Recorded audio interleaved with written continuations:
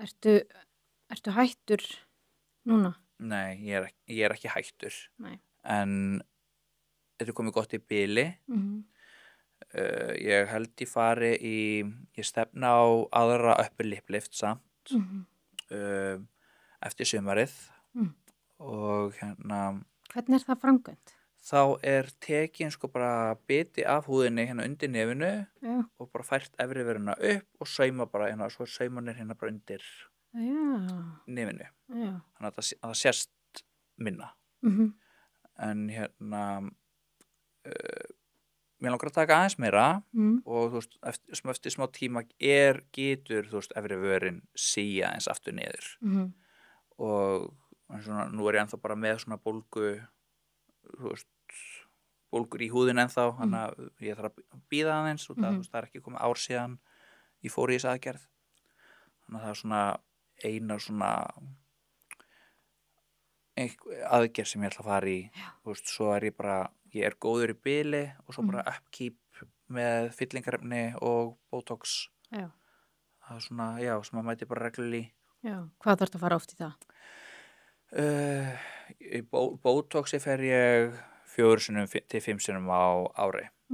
Og ég þarf að fara oft og núna ég náttúrulega bara ég er búin að nota botox núna í 10 ár. Þannig ég er farin að myndast þol fyrir því. Þannig ég þarf orðið meira. Já, það gerist svoleiðis. Já, það getur gerst.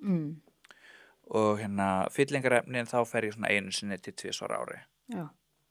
Og hvar setur þú botoxið? Eða þú veist, er það bara í ennið? Já, ég set það í ennið, ég set það milli augabrúnanna, fyrir ofan augabrúnar, í kringum augun, yfir varirnar og í þessa vöðva hér og í platisma vöðvan Þannig að þetta já.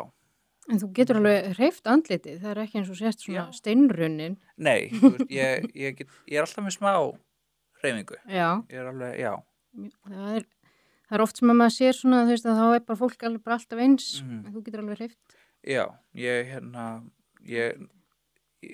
næ að hreyfa, þú veist, hef náð að hreyfa meira með tímanum. Já. Þú veist, maður var einu sinni meira frosinn, en já. Já, en þú ert ekki með neina hrukkur, það er alveg... Já, ég haldi sig vel við. Já, maður veit fara að drífa sig í svona? Nei, ég veit ekki. Bara maður hefur áhuga. Já, getur þú, ferð alltaf á einhverju stofu bara? Já, ég fer bara bara alltaf til sömu einstaklingana og bara, er sáttur þar. Þú getur ekki gert þetta sjálfur og þú sér... Nei, þú veist, ég er búin að fara á námskeið sjálfur að læra að gera botox og fyllingarefni. Ég myndi kannski alveg geta gert botoxi en ég veit ekki, ég held eins og myndi ég ekki treysta sjálfur mér að gera fyllingarefni. Nei. Þú veist, ég vinn ekki við þetta og þú veist, ég er ekki búin að vera kannski að halda þekkingunum minni við. En ég fór síðastliðið nóvember á þessi námskeið. Getur það ekki verið svolítið hættulegt ef maður fer að gera þetta sjálfur? Já, þú veist, ef maður náttúrulega er ekki að fara að missa sig í þessu, þú veist, þá maður verður auðvitað að passa, þú veist, bara eins og með aðra, ef maður er að gera þetta við aðra, þá þarf þetta bara,